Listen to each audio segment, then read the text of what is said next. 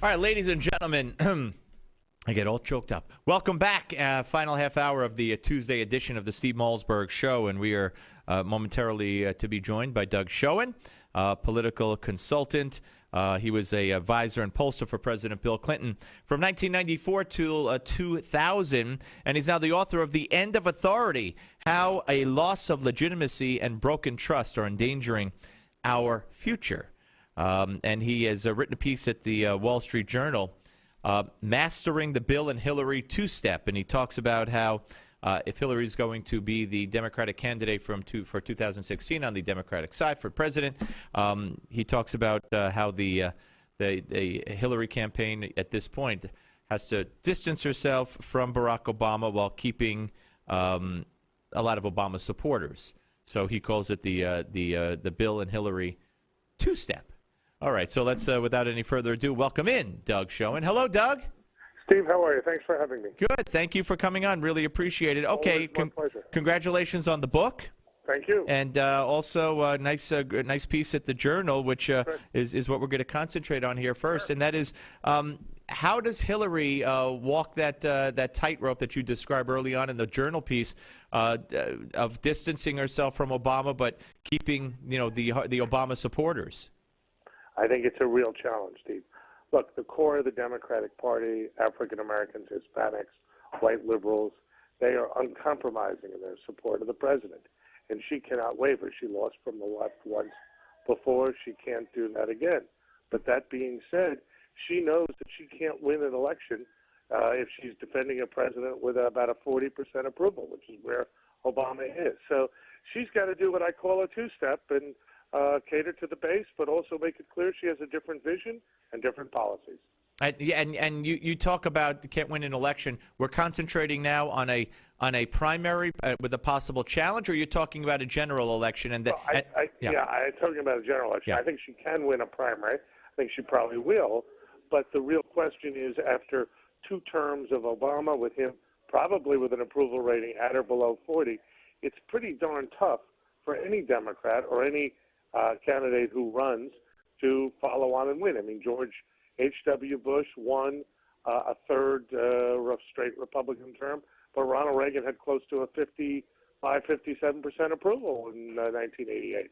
So there's a real challenge facing Hillary, and it isn't clear to me at this point that she has a strategy for dealing with it. Well, one of the key parts of any strategy, of course, is the man you worked for, and you refer to several times in this piece, and that's former President Bill Clinton, who took maybe step number one when several weeks ago, maybe now a month ago, he said that the president should delay the health care law or actually reinstate those policies that people were losing, even if it means changing the law. And do you believe that was calculated?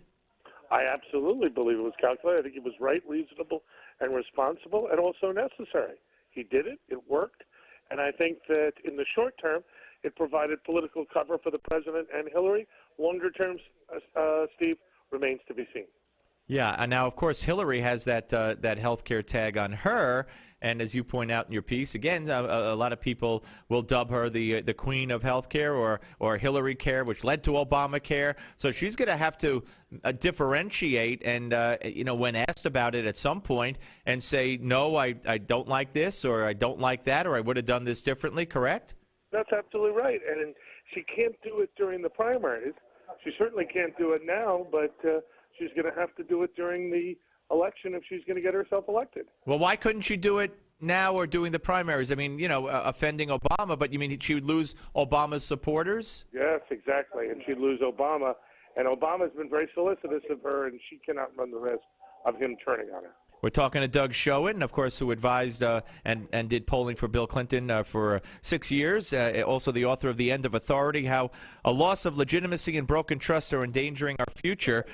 Now, you also talk about another issue for Hillary, and I certainly agree with you on this, and that is her tenure as Secretary of State. If anything, she left either through her own fault or, following the policies of Obama, which is another issue she's going to have to deal with. Does she defend her own actions, or does she claim that that's what she was told to do? The foreign policy in this country is a total mess. It is, and she did a lot of traveling. It isn't clear she got a lot done, and how she's going to deal with a feckless foreign policy is, again, anyone's guess. Well, again, you talk about Benghazi. Do you believe that what difference does it make is going to be used early and often if she's the nominee? I think they're going to say it does make a difference when 4 Americans lose their lives in a terrorist attack on the 11th anniversary of 9/11. Well, Doug, you know, from everything we've talked about so far, I mean, if I didn't know who you were and I just heard you on the radio talking, I'd say, you know, this guy doesn't much care for Hillary Clinton's credentials and probably wouldn't vote for her. I probably would vote for her, and I do care for her. These are real questions that she has to deal with. Call it tough love, if you will, Steve. But these are questions she has to be prepared to deal with if she's going to get elected. I'm not working for her, so I'm not bound by any sense of, I was going to say confidentiality. None of this is confidential. There's no sense of loyalty. Yeah, or I'm loyal. No, I think I'm loyal. I've Okay. raised a lot of money for them. I will support her. I'll do what I can, and I think she'd be a good president. But she's got to deal with these issues, and I guess I would say a higher form of, loyalty or support is to raise the tough issues. And a lot of her friends and supporters have come to me and told me how much they like the piece and how much they agree with it.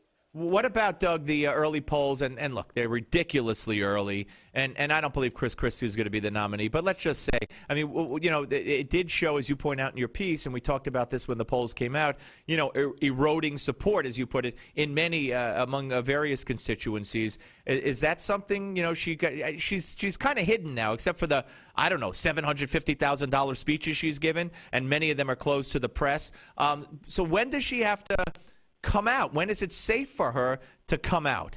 Well, she's, again, I think, going to wait as long as she can, and I think she will try to get through the 2014 election and probably a good way through 2015 before she announces. I think it makes sense for her to announce later rather than earlier. Now, let me talk about the book with you for a second. I hope you don't mind. I'm sure you wouldn't mind. Of course not. Thank you very much. Yeah, no, and that is, you know, but the end of authority, how a loss of legitimacy and broken trust are endangering our future, and really, and when you look at the polls, you know, everybody's in the toilet. Of course, right now, Obama's more in the toilet than he's been.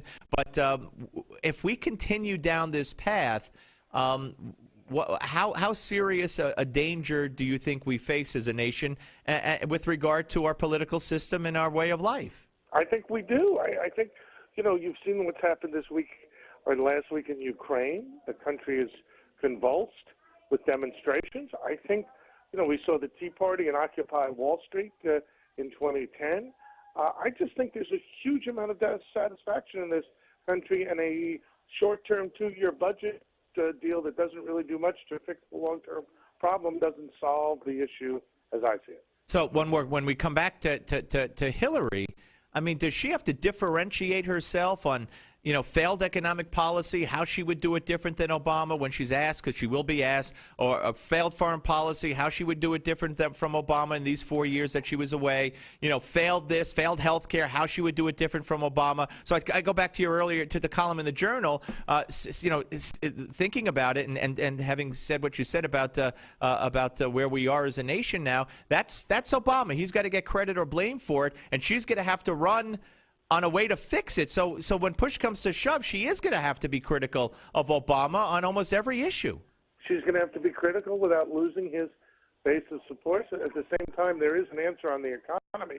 When I say there's an answer, there is an approach. I'm not sure she will come to it quickly, but it's certainly what I think she needs to do, which is talk about economic growth.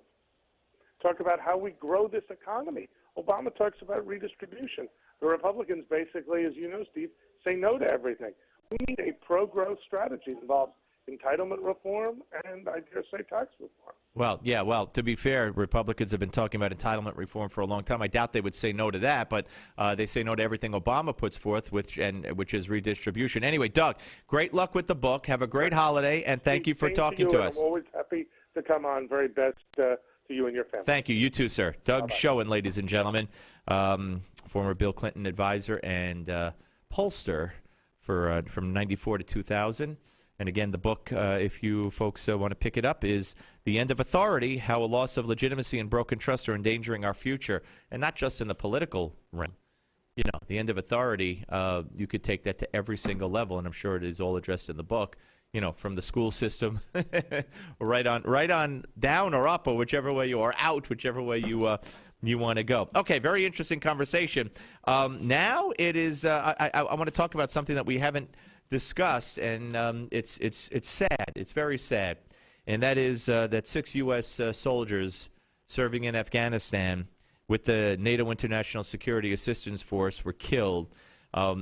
Original reports had it that their Sikorsky UH-60 Black Hawk, better known as Black Hawk helicopter, crashed in southern Afghanistan today. The cause of the crash under investigation, but now there have been reports that it's possible that they survived the crash and were killed by the Taliban after they crashed the Black Hawk. So we don't know. It's too early to tell. Hate to say this. Hillary might say, what difference does it make? Because, you know, if it didn't matter to her why 4 Americans, including a U.S. ambassador, were killed in Afghanistan, terrorist attack, spontaneous attack, video. Of course, we know the truth. And if she could sit there and say, what difference does it make? I'm sure she might interject, what difference does it make if they were killed by the crash or killed by the Taliban? It doesn't, you know, seem to matter to the former Secretary of State. Anyway, nonetheless, this is very sad, and it does call into question exactly what we're doing. I know we went into Afghanistan. We went into Afghanistan because the Taliban would not hand over Al-Qaeda, would not hand over Osama bin Laden. At least, you know, that was the pretense. It was after 9/11. You all know we went into Afghanistan way before we went into Iraq. And we've been there ever since in one form or another. Now we're in the midst of negotiating, keeping a significant troop presence for the foreseeable future. Of course, Ahmad Karzai, the president of Afghanistan, wants all kinds of preconditions, no night raids, apologies. I don't know what's finally going to happen, but if this president's involved, not only will he apologize, he'll bend down while he's apologizing. Nonetheless, we have instituted a policy of tying our soldiers' hands behind their backs when they fight, not only in Afghanistan but in Iraq. Not only in Afghanistan and Iraq, but we did it with the USS Cole even under Bill Clinton. When the guns to protect our ship were pointed the other way. We have guns that are pointed the other way when they're carried by soldiers in these war zones or they're not loaded. It's just insane. The rules of engagement. You can't fire on a mosque. If the villagers don't like a tower, which overlooks the village for the security of our troops, we take the tower down and we have no vantage point. It's just not a way to fight a war. It's not a way to send our men and women into combat. It's not fair. My son wants to be a Navy SEAL, and I tell him about these things all the time. And I say, God bless you for wanting to defend your country. But if they're going to tie a hand behind your back, I'm not going to let you go. Steve Malzberg Show, Newsmax TV and radio.